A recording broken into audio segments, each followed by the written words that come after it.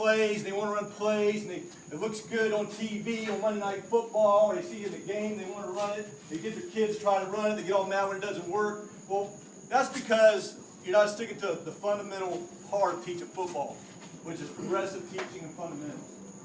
You cannot do anything without being fundamentally sound and teaching by progression. For example, coach will tell you, offensive linemen, what we do with our offensive linemen, we first teach 6-point explosion where they learn to get their hips and hands through, and then we get them in a stance to do it. Then we teach a drive out of it.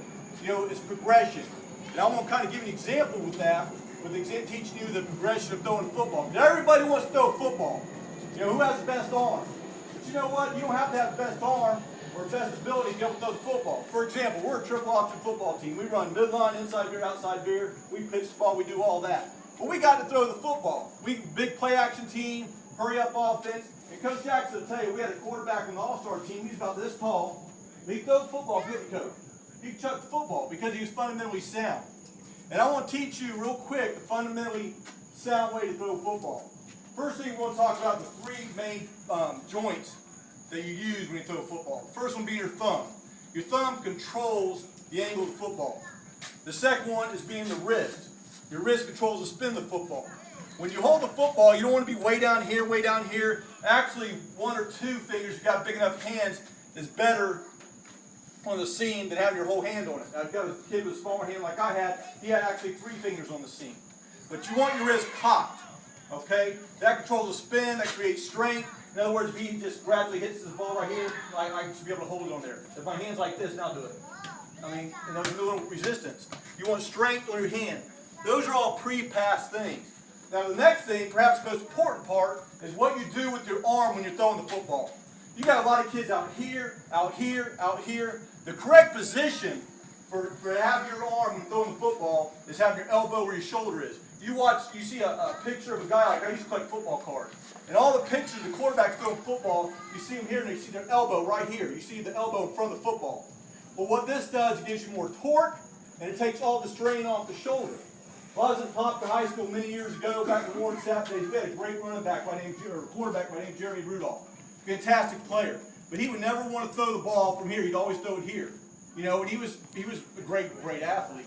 To make a long story short, he signed with Florida State, didn't make the grades, and went on to play baseball, and he continued that throwing motion, ended up tearing his rotator cuff.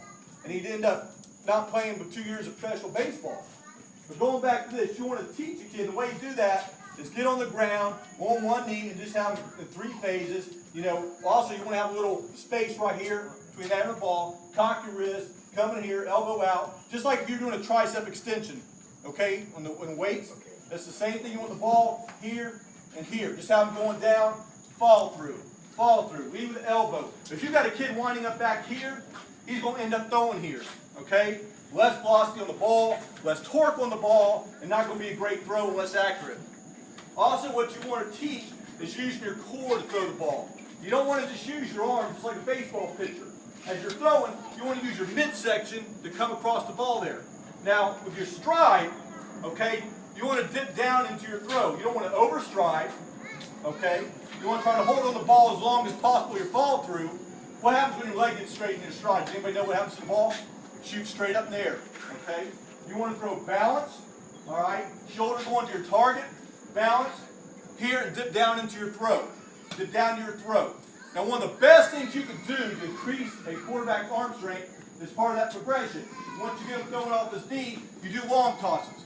Just like baseball amazes me. Little League pitchers who coach Little League, and I don't mean to offend anybody if you're one of them, but this gets kids start throwing. The best way to loosen up your arm is through long toss.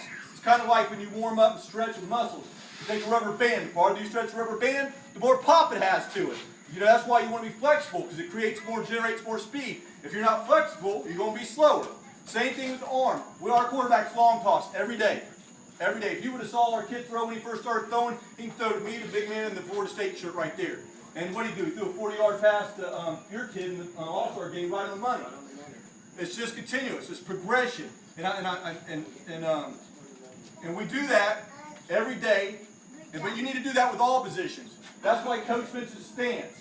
You cannot do jack squat unless you're in a correct stance to start off a play, especially with offensive line. John Madden once said, "You can be the greatest athlete in the world, but if you don't take right steps," we do a thing called bird dog every day.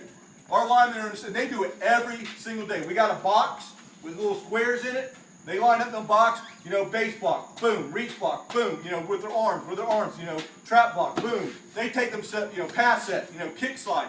They do those steps every single day. And like Coach said, it might get, you know, monotonous, but what it does is create muscle memory.